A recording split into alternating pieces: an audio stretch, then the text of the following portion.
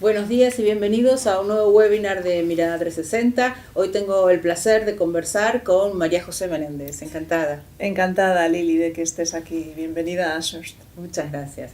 María José es la socio directora de la oficina de Madrid y dirige el Departamento de Derecho Mercantil de Ashurst en España. Está especializada en Derecho Mercantil, en particular en M&A, Private Equity, Contratación Mercantil y Arbitraje.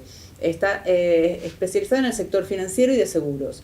Y bueno, por su amplia trayectoria y prestigio como abogada de M&A, María José es designada con frecuencia como árbitro en asuntos mercantiles. Es vicepresidenta del Club Español de Arbitraje, Fellow of the Chartered Institute of Arbitrators y miembro de la Junta Directiva para España de la International Law Association. Desde el año 2016 dirige la oficina de Madrid de Ashurst, la oficina de España. Es de España. Es de España. Es una firma internacional de la abogacía de los negocios que tiene oficinas en 16 países a través de 26 oficinas. 26 despachos que están en Asia, repartidos en Australia, Europa, Medio Oriente y Norteamérica. Tiene más de 400 socios y 1.600 abogados, luego de una fusión en el año 2012 con el despacho australiano Blake Dawson, que era una firma de prestigio y con presencia fundamentalmente en Australia y Asia. En España, Ashurst factura más de 22 millones de euros con menos de 70 abogados, y eso sitúa a la productividad, que es a la facturación por abogado, más de 300.000 euros por abogados, que es de las mejores de nuestro mercado. La firma, con María José a la cabeza, se distingue por su dedicación a la abogacía de alto valor añadido, tiene altísima reputación en cada área de práctica a la que se dedican. Bueno, la primera pregunta es ¿cómo ha conseguido Ashurst esta posición de privilegio en la abogacía española? Es uno de los referentes en asesoramiento mercantil. ¿Cómo desde 2001, cuando se implantaron a final del 2001, por qué decidieron venir a España? ¿Qué oportunidades vio en España la firma? Pues Lili, yo aún no estaba ahí en el 2001 aquí, pero sé que la estrategia de implantación no fue distinta a la de muchos otros casos semejantes. Son despachos que están refiriendo asuntos a sus colaboradores españoles durante tiempo.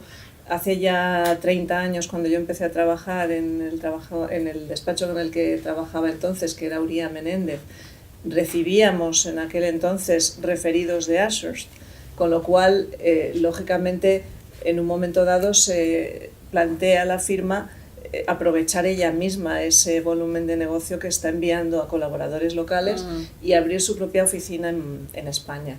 Y esa apertura de oficina, también teniendo en cuenta que España es una de las potencias europeas, es un mercado con un enorme potencial, a principios de los años 2000, pues también lo siguieron otros despachos del mismo perfil. Fueron varias las firmas que se implantaron en aquel entonces.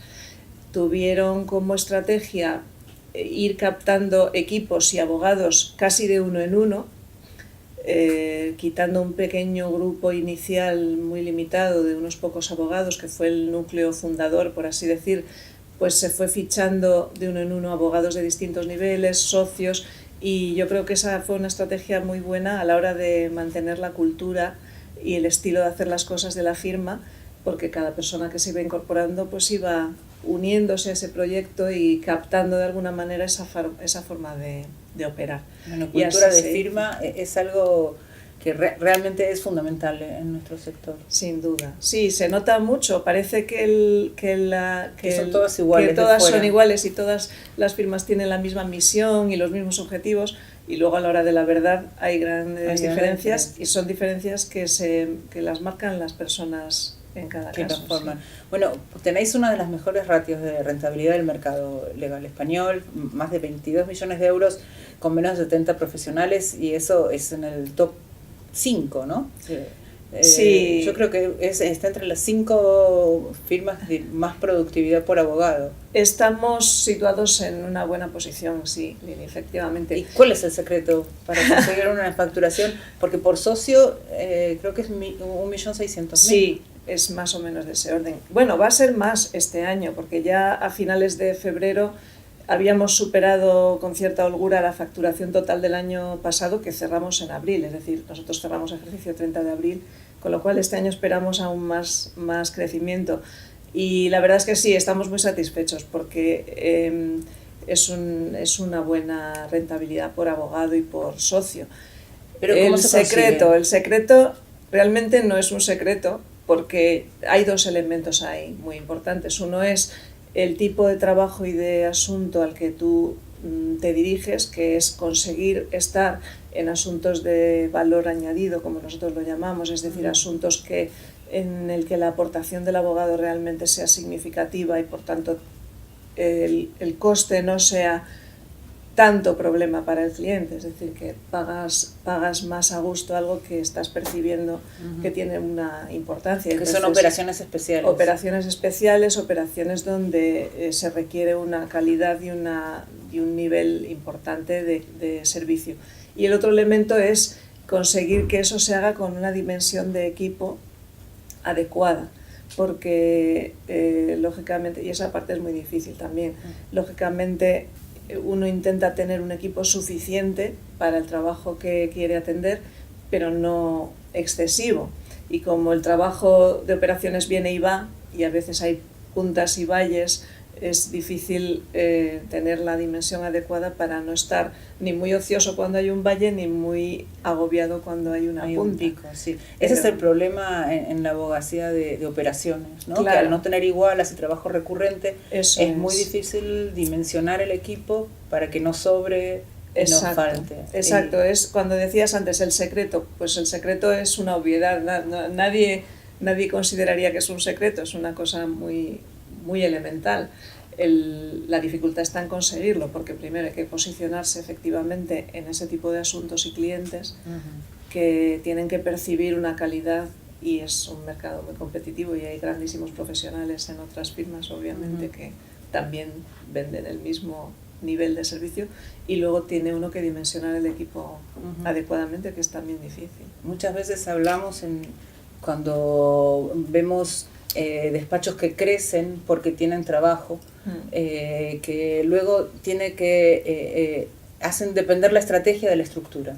En lugar de tener una estrategia y luego planificar qué estructura se necesita y ser consecuente con ello y aguantar lo que hay que aguantar en los momentos en que no es todo plácido y fluido, luego la estrategia se va definiendo por tengo esta estructura, tengo que salir a vender lo que sea, tengo que recibir el trabajo que sea, porque tengo hordas de jóvenes a los que fiché y que estoy formando y que estoy invirtiendo y no me puedo desprender de ellos. Claro, sin duda alguna. Por eso nosotros efectivamente hemos apostado por un modelo en el que primero va el trabajo y luego la estructura. Es decir, que nos hemos mantenido en una dimensión modesta, no hemos buscado el crecimiento en volumen por crecimiento, y al revés, casi te diría que hemos apostado por mantener la mínima estructura imprescindible a todos los niveles, tanto de abogado como de soporte, para atender a los clientes, y entonces a partir de ahí buscar cuota de mercado en las operaciones y los asuntos que realmente sí nos interesa hacer. Por ejemplo, ¿no tenéis igualas? No solemos trabajar con igualas, más allá de, podríamos llamarlo igualas, trabajo regular para clientes de perfil alto que puedan requerir algún servicio, pero no son las llamadas igualas de trabajo rutinario, de quizá corporativo, de llevanza de libros, todo esto no lo hacemos. Bueno, lo de la estructura y la estrategia tiene mucho que ver con la cultura, ¿no? Sí. Y la cultura se retroalimenta con el modelo de retribución de los socios. ¿Cómo es vuestro modelo? ¿Tenéis un lockstep puro, mixto? Tenemos un lockstep mixto, como ahora yo creo que es la regla en general en este tipo de firmas. Cosa que, pues tiene sus ventajas y sus desventajas. Hay un efecto del lockstep mixto o lockstep gestionado que de alguna manera provoca una mayor presión de la inmediatez del resultado, y a veces eso se percibe entre las generaciones de socios. Yo recuerdo que, bueno, pues en mi propia pasada experiencia, cuando yo era socia joven en la firma en la que entonces estaba, tuve años muy buenos en los que mi retribución, como era socia joven, pues no estaba acorde con la retribución que a lo mejor estaban percibiendo socios de mayor seniority, que sin embargo no estaban generando una facturación muy superior a la mía. Pero en aquellos tiempos en que el lockstep era reglado, pues uno aceptaba con más deportividad, si lo podemos llamar así, esa situación, porque en algún momento ibas a llegar tú. Y en el lockstep gestionado, el lockstep mixto, lo que sucede es que en prácticamente todos los niveles de la escalera uno tiene que justificar su situación. Y como uno a lo mejor tiene un año buenísimo en facturación cuando está en un puesto más bajo de la escalera y no sabe si se va a repetir o no repetir en años sucesivos, hay una cierta tensión, y yo creo que eso sí se está percibiendo en las firmas en general, entre las generaciones más junior y más senior de los socios, derivada posiblemente de ese esquema, ¿no? Pero también es verdad que, bueno, pretende ser más objetivo y más justo en cuanto a la contribución de cada cual. ¿Es un sistema que tenéis a nivel global? Es un sistema que tenemos a nivel global, y eso influye también, en este caso muy positivamente, en todas las estrategias de venta cruzada entre oficinas, el apoyo de unos a otros, porque al fin y al cabo, como es un único pool de beneficios a nivel mundial y los socios, pues el bien común favorece a todos por igual, pues pueden trabajar juntos con menos cortapisas que en otros esquemas. Pero en este esquema mixto tenéis incentivos a la venta cruzada. Sí, porque también se mide la aportación que uno hace, no solo la propia facturación propia, sino la cantidad de trabajo referido a otros compañeros de cualquiera de las oficinas. Sí. Bueno, es importante hablar de dónde viene el negocio, ¿no? Porque en una abogacía en donde no hay crecimiento y que avanzar en facturación siempre es comerlo un poco en la tarta del vecino, estamos viviendo, bueno, una competencia feroz, y es frecuente la guerra de precios por clientes. Estuvimos en la época difícil, en el 2008, por ahí, muchas firmas que hacían algo parecidísimo al dumping. Sí. Parecidísimo, bueno, justamente por tener una estructura y eso era coste hundido. Sí. Entonces algo tenían que hacer.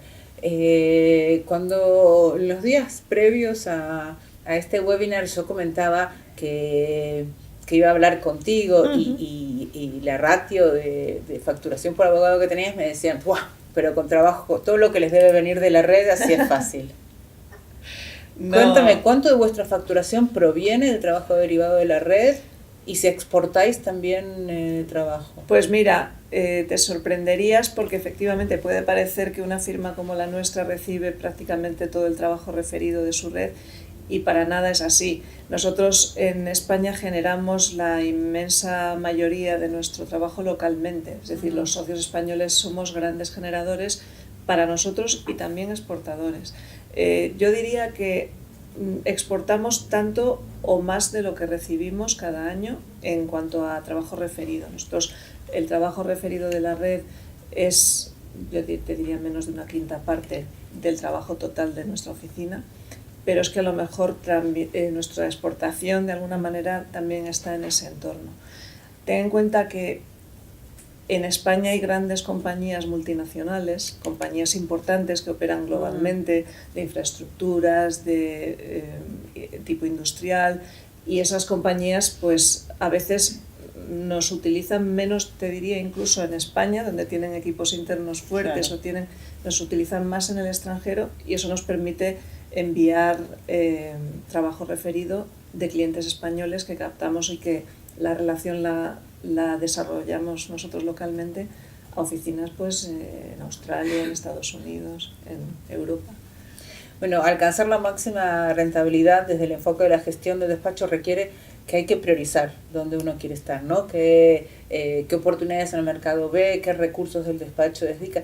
¿Estas prioridades estratégicas se marcan desde Londres o localmente? ¿Cómo es el gobierno? Se hace una mezcla de ambas cosas, pero nosotros empezamos aquí. Yo te diría, normalmente lo que hacemos es detectar localmente las necesidades que tendría nuestra oficina, nuestras prácticas españolas, por ejemplo, para reforzar un área o porque detectamos que hay posibilidades de crecimiento en una industria concreta y eso, bueno, luego vemos cómo encaja en la estrategia del despacho a nivel internacional.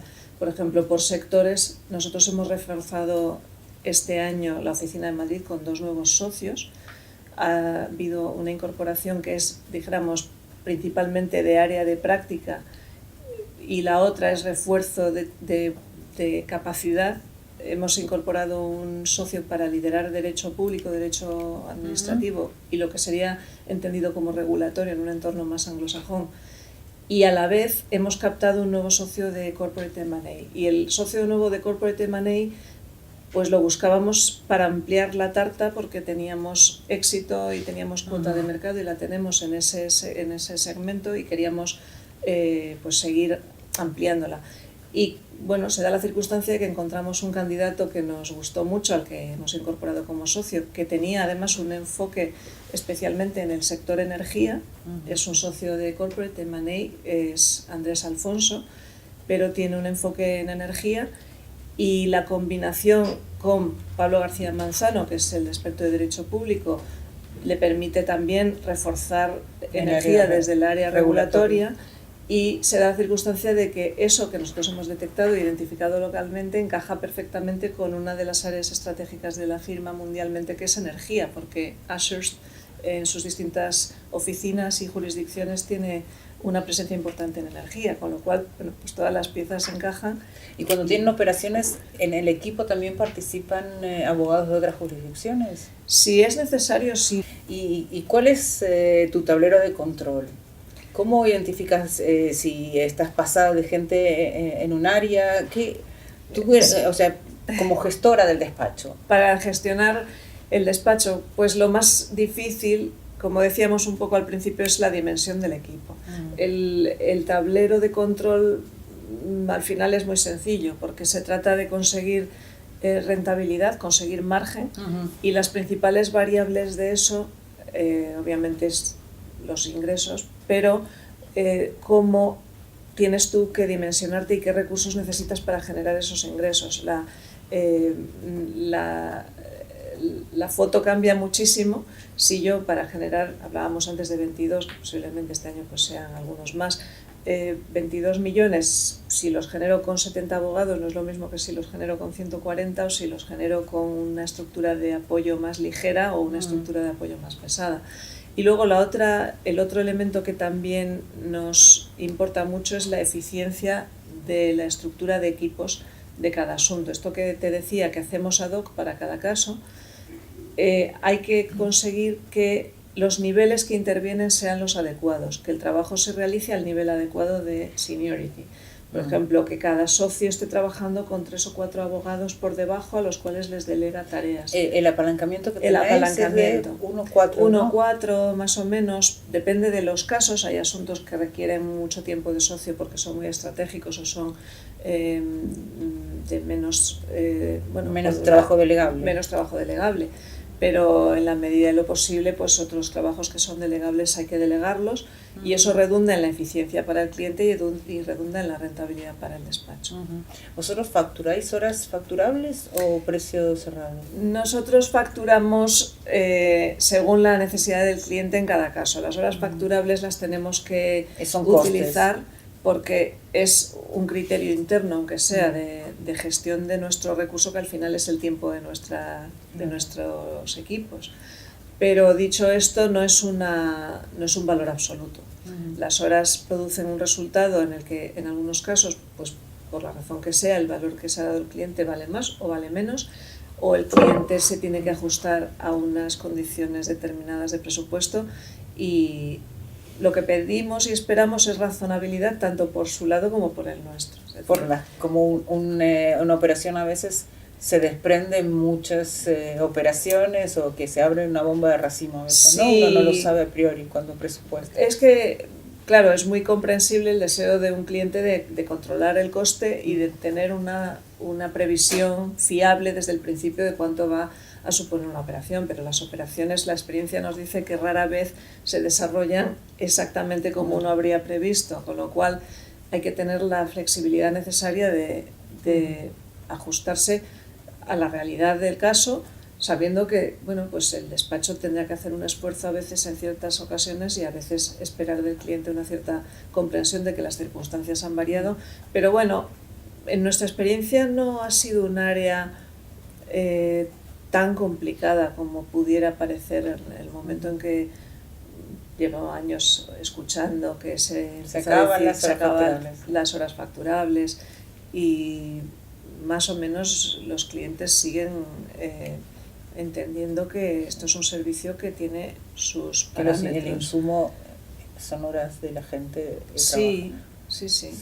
Y al final lo importante es conseguir esa especial relación de confianza, ¿no? El abogado con su cliente para, como tú decías, comprender cuando algo se desvía, también poder anticipar y decirle, mira que esto se nos va a ir del presupuesto, ¿no? Una relación de comunicación fluida, sin duda, para que no haya sorpresas, que es al final lo que al cliente le molesta. Estoy totalmente de acuerdo, es que realmente la gestión de las expectativas del cliente es lo más importante, más difícil. pero lo más necesario, es decir, que el cliente que va viendo que las cosas cambian, que lo que inicialmente se planificó de una manera ya resulta de otra, y lo va entendiendo y se le va actualizando la información y se le va dando opción a decidir, oye, mira, pues esto va a costar más porque pasa esto, ¿cómo quieres que hagamos? ¿Qué quieres hacer? Es un cliente que se siente en control de la situación y que tiene margen de maniobra internamente y que, bueno, pues se trata de hacerle la vida más fácil, no más difícil. No puede uno, bueno, pues dar sorpresas desagradables al cliente, ¿no? Bueno, vamos a girar y a mirar a lo grande y ver la red internacional que tenéis, ¿no? Hace unos años completasteis la fusión con Blake Dawson, un despacho australiano con una importante presencia en el mercado asiático. Para un despacho que ya es internacional como el vuestro, ¿qué oportunidades ofrece la abogacía en Asia? ¿Y cómo esto puede repercutir en España?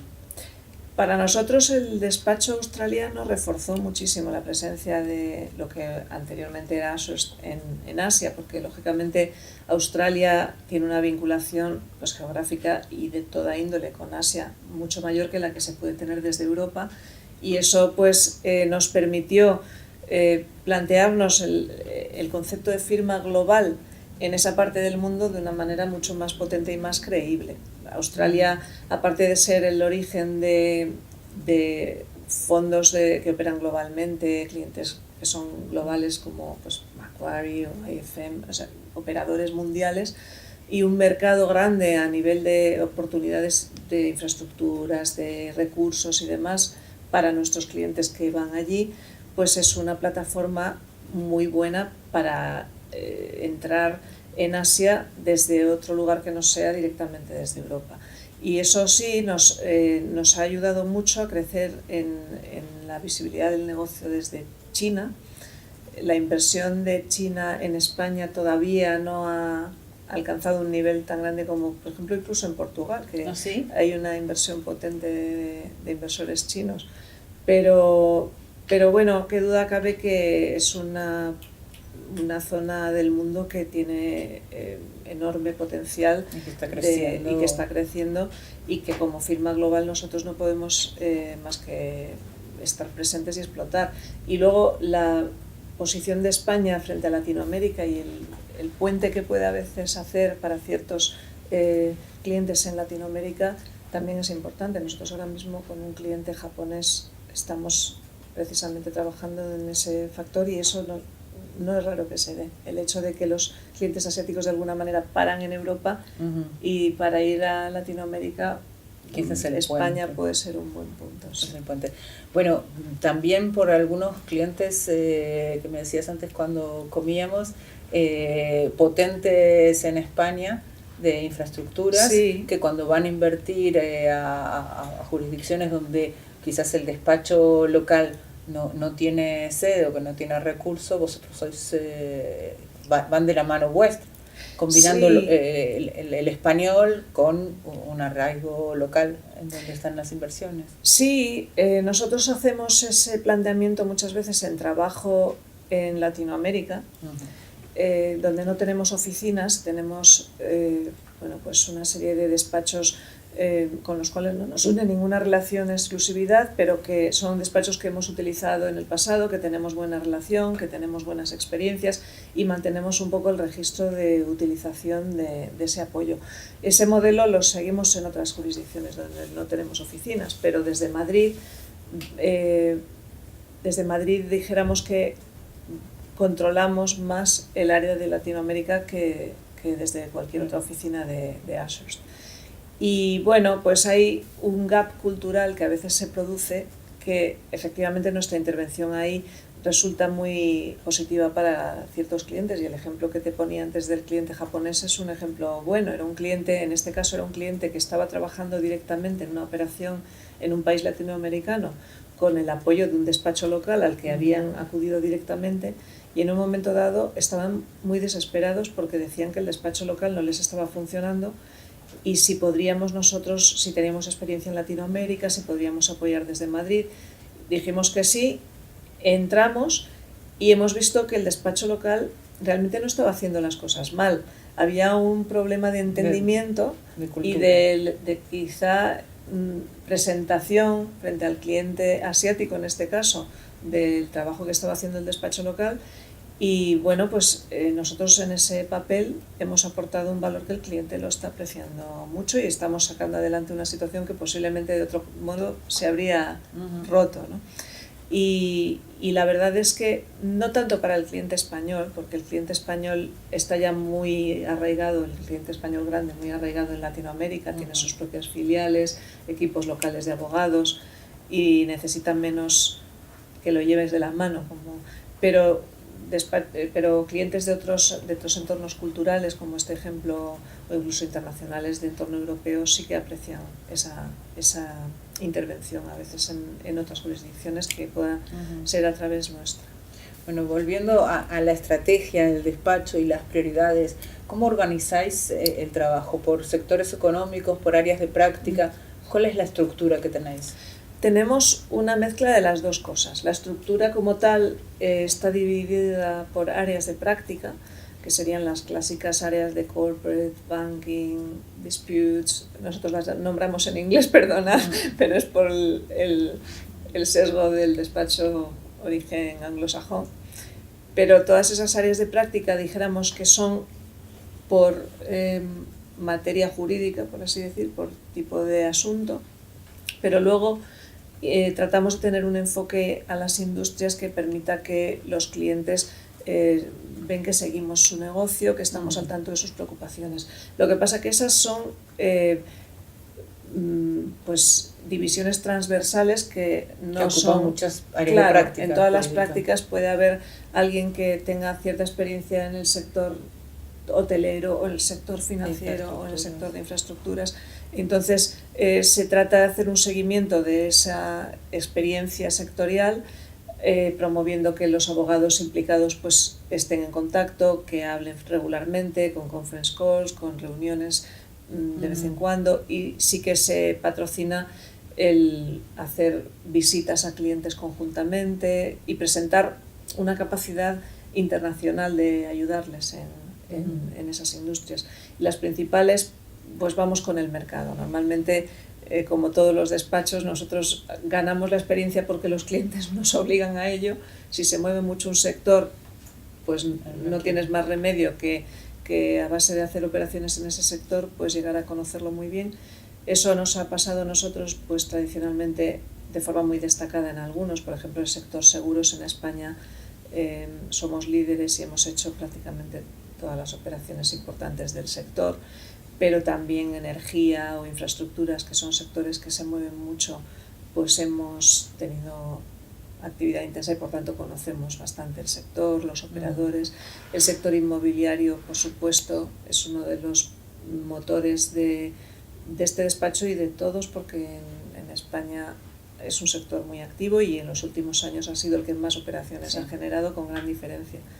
Y nuevas tecnologías, sector de alguna manera negocios innovadores, mezclados con a veces financiero y fintech, todas estas oportunidades de perfil nuevo, pues sí, nosotros estamos siempre al ritmo de lo que va marcando el mercado. A nosotros nos gusta decir que los problemas de los clientes no son jurídicos, son de negocio. Claro. Y que nosotros los despachos lo que tenemos que darle es una solución a ese problema de negocio. Y que ciertamente para ir a buscar, para hacer desarrollo de negocio, uno no los busca en mercantil, los busca en el sector económico donde están. Sin duda. Y hace un producto que muchas veces al cliente le da igual si lo estudiamos en mercantil, en procesal o en qué materia de la facultad, ¿no? Que al final esto de vernos a los despachos de abogados como empresa de servicios implica modificar nuestra oferta de servicios y empezar a pensar dónde está el cliente, qué solución necesita, qué problema tiene. Claro, no, es que el cliente, en primer lugar, uno tiene que escuchar al cliente, entender cuáles son sus preocupaciones y conociendo eso, seguir por nuestra propia iniciativa la evolución de ese negocio en el mercado, en la normativa, poder estar al tanto de cosas que le pueda uno incluso adelantar, anticipar, ayudar, porque los clientes aprecian muchísimo eso. Primero que comprendas su lenguaje, que comprendas qué cosas les pueden poner en alerta, y a partir de ahí uno tiene que tener la viveza de estar atento y de poder decirle al cliente: he visto que posiblemente se modifique tal norma que te afectaría de esta manera, que un día puede ser una cosa, no sé, de derecho de la competencia, otro día puede ser un cambio laboral, otro día puede ser que un operador mundial se va a instalar o está pujando por un concurso público en algo. Y tú sabes antes qué es lo que está pasando. Sí, hay que tratar de estar atento y de mantener ese diálogo con el cliente. Y efectivamente eso es de las dos líneas que decíamos antes, áreas de práctica y área de sector. El seguimiento del sector es lo que va a dar posiblemente más visibilidad sobre ese tipo de cosas que al cliente le llamen la atención. Porque habla de él. Que habla de él, efectivamente. Bueno, tú eres una de las 11 estrellas de la abogacía según Expansión, estás entre las 25 personas más influyentes del sector legal español, las 500 mujeres con más poder en España. En un sector tan masculinizado como es la abogacía y donde la presencia de mujeres en puestos de responsabilidad todavía es realmente minoritaria. No vamos a hablar de las barreras. Las barreras todos las conocemos y ya las has pasado a todas. A mí me gustaría que nos cuentes qué beneficios ha supuesto para ti ser mujer en este ámbito. Pues mira, yo creo que hay un beneficio que muchas veces se pasa por alto, pero que creo que existe, que es el de precisamente la visibilidad que te da el elemento diferencial de ser mujer. Y tú has mencionado antes una serie de cosas que, bueno, pues posiblemente, vamos, completamente inmerecidas o injustificadas, tampoco sé muy bien cuáles son los criterios de este tipo de rankings, pero el hecho de que uno esté entre las X personas mujeres de un sector o de España, obviamente, claro, estás entre un grupo de base de competidores por ese ranking inferior al de la población en general. De alguna manera eres un individuo más raro y por tanto más fácil de recordar. Y en la vida profesional, cuando tú estás en una reunión donde hay muchas personas y muchas son hombres y hay una mujer que, bueno, pues lo que dice tiene sentido, la gente le escucha y tiene buenas ideas, y pues muchas veces es más fácil que recuerden a esa persona que a la misma intervención de un hombre en una reunión. Porque de la mujer se lo espera menos. No lo sé, porque también a lo mejor hay menos y es más fácil recordar a esa mujer que a su colega masculino, por alguna razón, pues quizá porque efectivamente hay todavía menos mujeres en ese tipo de reuniones. Poco a poco esa ventaja se irá diluyendo. Esperemos que sí. Y esperemos que sí, pero hoy por hoy sí que creo que es una ventaja. Sí. Bueno, pero vuestro despacho es especialmente amigable las diferencias y tiene un enfoque muy activo en cuanto a inclusión y diversidad. De hecho, la socia directora de Londres es una mujer. Desde 2016 vuestro Global Managing Partner es Paul Jenkins, que es un australiano. Sí. Y he leído en vuestra página web que el despacho, a pesar de haber nacido en Londres hace más de 200 años, se define como the most progressive global law firm. Sí. ¿Cómo es esa cultura? Pues desde siempre, yo no sé si desde hace 200 años, pero desde luego desde que recordamos los que estamos aquí, Ashurst ha tenido un estilo un poco, si quieres, fresco, no encorsetado, de ser una firma, lo diría casi en inglés, user-friendly, de que le hagas la vida más fácil al cliente, que no sea un despacho de gente muy estirada, con mucha pose, que quiere tener siempre la razón, sino que quiere solucionar el problema del cliente, remangarse y trabajar con el cliente, y menos formalista y más amigable y user-friendly. Y cuando dices que el mission statement es ser el most progressive global law firm, en realidad es una manera de decir que vamos a avanzar con los tiempos y con el cliente.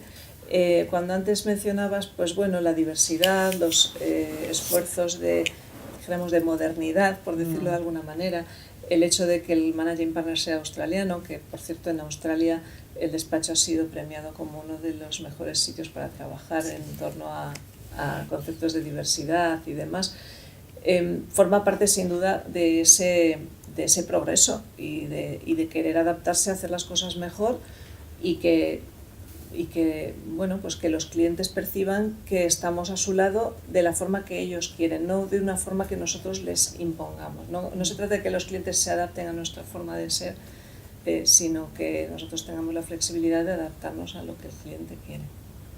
Pues muy bien. Con respecto a LATAM, tenemos una pregunta de nuestro responsable, el director de Mirada 360 LATAM. Vamos a ponerlo. Buenas tardes, María José. Te saludo desde Santiago, de Chile, Latinoamérica. Y un gusto poder conversar contigo en este webinar de Mirada 360. Entiendo que la estrategia de ustedes en Iberoamérica pasa por ofrecer a las empresas que quieran invertir en América Latina, especialmente en infraestructura, una combinación entre el derecho norteamericano a través de su oficina en Nueva York y el derecho civil español con su oficina en Madrid, que aporta el idioma, que aporta la cultura, la cercanía con América Latina.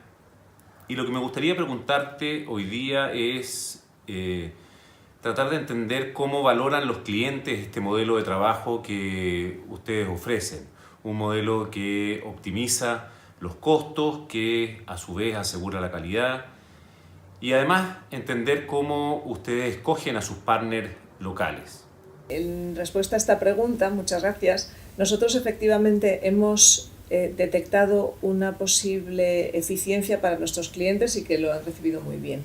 Y es la siguiente: a veces los clientes, para trabajar en Latinoamérica, acuden a despachos de Nueva York directamente y el proyecto lo gestionan desde Nueva York, porque existe un tramo de la financiación del proyecto que es en dólares, o los bancos que conforman el sindicato de financiación son bancos de Nueva York, y entonces pues se percibe una necesidad de gestionar todo desde allí, que es bastante ineficiente, porque luego el abogado de Nueva York, primero, pues posiblemente no habla español, desde luego no conoce el derecho civil en el que se base la cultura jurídica del país latinoamericano de turno, y le va a cobrar unas tarifas de abogado de Nueva York a una serie de trabajos que realmente son más bien de índole local, o de supervisión o de coordinación del trabajo local, en muchas ocasiones, de entendimiento con el despacho de apoyo que esté trabajando en el país de turno, y de filtrar esa información para que a su vez los bancos pues hagan su due diligence o cualquier cosa que sea precisa.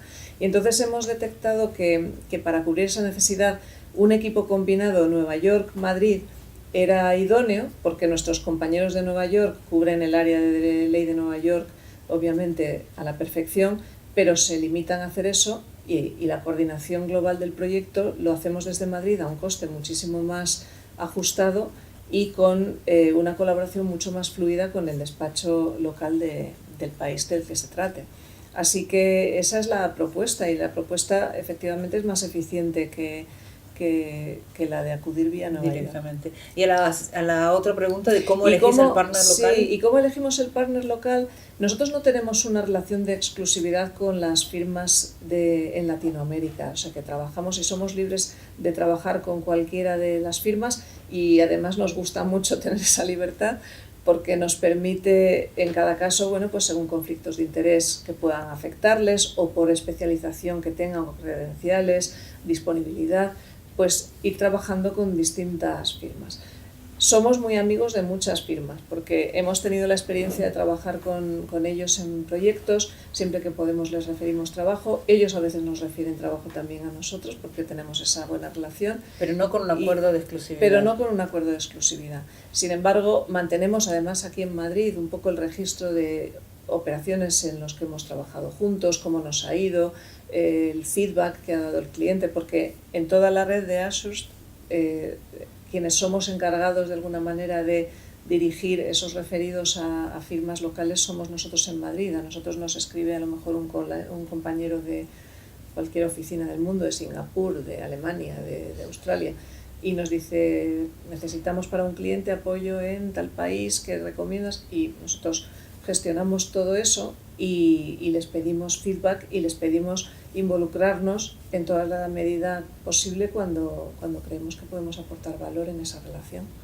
Muy bien, vamos a pasar a preguntas de la gente. Venga, Cristóbal Hermosilla Olive nos pregunta: ¿qué importancia le das al nombre del despacho, a la identidad de marca para que crezca internacionalmente? Acostumbrados como estamos a que lleven los apellidos de los fundadores o los socios directores y proyectan una imagen con ello más local. Pues nosotros tenemos, aunque no lo parezca, un nombre de fundador en nuestro Pero ya es una marca. Claro, ya es una marca. Y no le fuiste añadiendo cada uno de los otros socios. Al revés, se quitó. O sea, el despacho se llamaba Ashurst Morris Crisp, que eran los 3 socios fundadores, pero estamos hablando de 1822, con lo cual ya estos señores pasaron a la historia hace mucho tiempo. Y no se pueden quejar hoy. No se puede, no. Entonces, Morris y Crisp en algún momento dado fueron eliminados de la marca. Nosotros en España en concreto la marca nos ha costado un poco, porque para empezar cada vez que la intentamos pronunciar es un poco de sufrimiento. Todo el mundo hace sus mejores esfuerzos, pero aunque nos pregunten a nosotros cómo es, tampoco nos sale muy bien. Y ya estamos acostumbrados a deletrearlo cada vez que llamamos a algún sitio, casi de entrada. Pero ¿recomiendas un nombre que no sea la sucesión de los socios que se van añadiendo, ¿verdad? Sí, no sabría decirte qué recomendar. Yo creo que los despachos que tienen...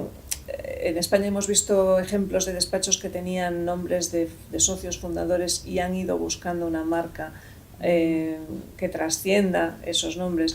Algunos otros han perdido... incluso socios fundadores que siguen manteniendo el nombre del despacho porque es una marca ya muy potente. Y efectivamente, como dices y como dice la pregunta, para nosotros el nombre Ashurst, superada la dificultad de pronunciación, es muy importante porque es un nombre con 200 años de historia que tiene una imagen de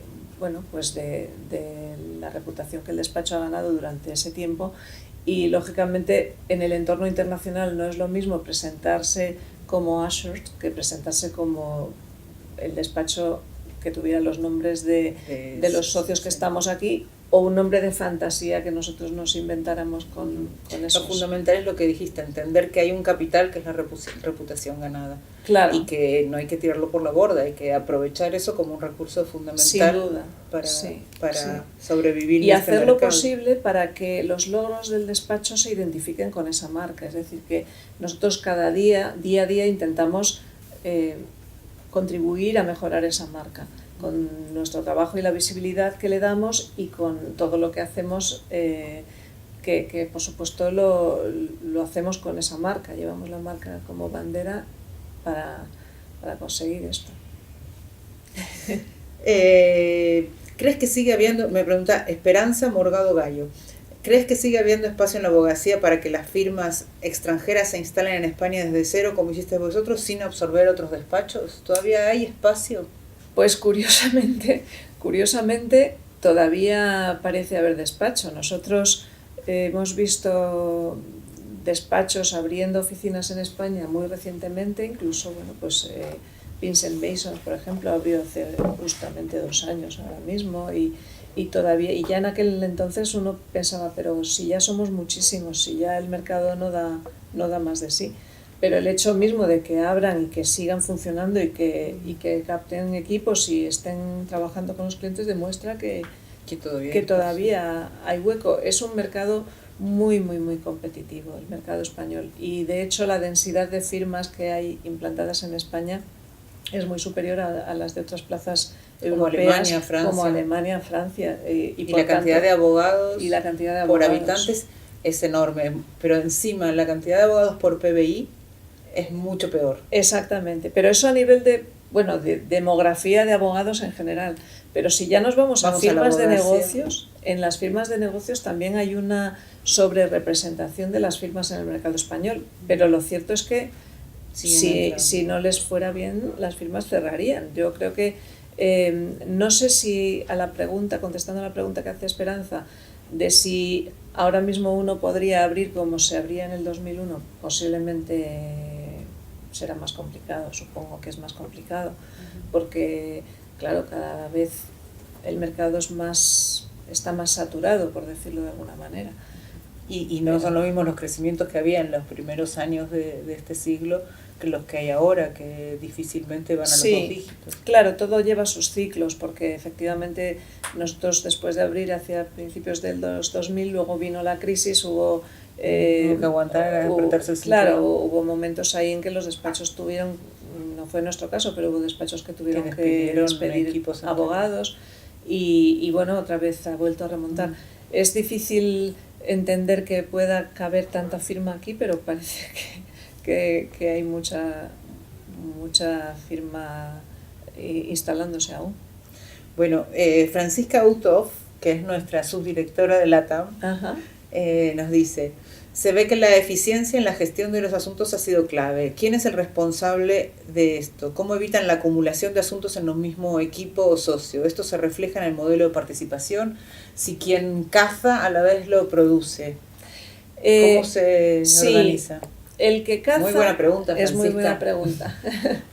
No, a ver, la eficiencia es fundamental, pero la eficiencia es que tiene muchos ángulos, y efectivamente el ángulo hablábamos antes del dimensionamiento del equipo y del apoyo y de todo, pero en cuanto a también la asignación del trabajo y de los asuntos, volvemos a lo de antes. Si el sistema reconoce que aunque uno no trabaje directamente las horas o no sea la persona que lidera el asunto porque no abre la carpeta de ese asunto y se la cede a un compañero, si aún así el sistema reconoce esa capacidad de generación, o a veces es que mantiene la relación con ese cliente y al cliente le dice yo no estoy en condiciones de poder llevar tu asunto ahora mismo, pero voy a colaborar con un compañero o lo vamos a llevar los dos. Es decir, si eso se reconoce, pues los socios no tienen reparo en hacerlo. De hecho, es una manera de alguna manera dar visibilidad a otros colegas con clientes que a lo mejor ya conocen a uno. Los clientes no siempre se dejan, esto hay que gestionarlo lógicamente, ¿no? Sí. Hay clientes que quieren que le atienda a un socio y no pueden aceptar que eso se delegue de ninguna manera ni a otro socio ni a otro equipo, con lo cual hay que ver caso por caso. Pero lo fundamental, claro, es que no se reconozca solamente el trabajo que uno hace directamente, sino el trabajo que hace para la organización y para la firma. Sí, la verdad es que de lo que dices, me parece que es evidente que como el huevo o la gallina está la cultura y los incentivos y la reputación. Sí. O sea, incentivos adecuados crean una cultura de colaboración en donde lo que se prima sea la calidad de aportar al cliente, y eso al final es la reputación que te trae más asuntos. Eso es. Como para poder dar trabajo bueno a tu gente. Pero es que no solo eso, nos lo han dicho los clientes en ocasiones. A mí en alguna ocasión algún cliente me ha dicho que que el cliente nota que existe esa filosofía por la manera en que interactúan los los distintos socios con los que van tratando. Y que notan a la inversa, pues cuando han tenido experiencias con firmas que operaban más en un modelo quizá tipo franquicia, donde cada uno quería... hay muchísimas veces. Y entonces el cliente percibe lógicamente esas tensiones. Estoy tratando de poner esto que no veo. Perdón. Encontré una. David Seguí, que David creo que es de Broseta, de Gestión del Conocimiento. Hola, buenas tardes. Muchas gracias por la amable exposición. ¿Podrías comentar cómo tienen la estructura de personal no jurídico, por ejemplo, el departamento de sistemas, de conocimiento, finanzas, etcétera? ¿Es propio de cada país o está centralizado o descentralizado a nivel global? Tenemos estructura local y tenemos algunas estructuras centralizadas, globales. Por ejemplo, depende de cada caso. La gestión del conocimiento es en una gran parte local, en la medida en que pues nosotros aquí gestionamos un sistema, además del cual estamos muy orgullosos y contentísimos, en la oficina de Madrid, de precedentes y de modelos estándar y de información que es de derecho español y que por tanto solamente lo utilizamos nosotros y gestionamos y alimentamos y producimos desde aquí. Eso lo tenemos en Madrid, si bien pertenece a una red de gestión de conocimiento mundial, en la cual pues las personas que se encargan aquí también tienen sus líneas de reporting a estructuras superiores donde organizan cosas de ámbito más amplio, a lo mejor a otro nivel de conocimiento y de precedentes. Pero eso dijéramos que es más local. En cambio, tecnología, en cuanto a tecnología informática y sistemas, es más mundial porque tenemos una uniformidad que también permite que todo esté integrado, que los sistemas sean únicos en la firma, y aunque aquí obviamente hay apoyo local también de tecnología, es un apoyo bastante, por así decirlo, poco numeroso, es decir, tenemos personal local mínimo porque el apoyo se hace en remoto centralmente para muchas de las cuestiones informáticas, o sea que hay una mezcla y dependiendo de la función, algunas tienen más sentido tenerlas centralizadas mundialmente, otras menos, y de acuerdo si se así necesita una escala o una especialización local. Eso es. Bueno, sí. Tenemos más preguntas, pero te voy a hacer la última que teníamos preparada nosotros, lo siento, pero no hay tiempo, nos quedan poquitos minutos. A mí me gustaría, nos ven en general despachos medianos o pequeños y muchas veces parece inalcanzable, ¿no? Estos números y estas estrategias. Si a ti te fichara como socio directora un despacho pequeño de abogacía, también de los negocios, pero todavía generalista, sin ningún gran rasgo de diferenciación, ¿qué harías tú para poner en marcha el negocio? Bueno, evidentemente no es lo mismo tener una marca, lo hablábamos antes, una marca conocida o una marca potente, una marca internacional, y no tenerla. Es decir, que el despacho pequeño que está empezando, que todavía no es conocido, pues lo que necesita es visibilidad antes de nada, ¿no? Y buscar una visibilidad con clientes a los que pueda acceder, que muchas veces no van a ser los clientes del IBEX 35 porque no van a atreverse a contratar a un despacho que no tenga ya una marca más establecida. Entonces hay que saber a dónde puedes acceder para ir ganando poco a poco esa visibilidad, que es un trabajo de tiempo. A mí me parece, sin embargo, que el principal principio, por decirle, valga la redundancia, que hay que seguir en eso es que el core de lo que hay que hacer es un trabajo de gran calidad, es decir, tener una calidad como abogados importante, porque eso es la base de todo. Si el envoltorio y el delivery es muy bonito, pero no hay nada detrás, a la larga y más pronto que tarde, eso va a fracasar. Por lo tanto, el primer punto sería asegurarnos de que ese despacho que está empezando hace las cosas muy bien.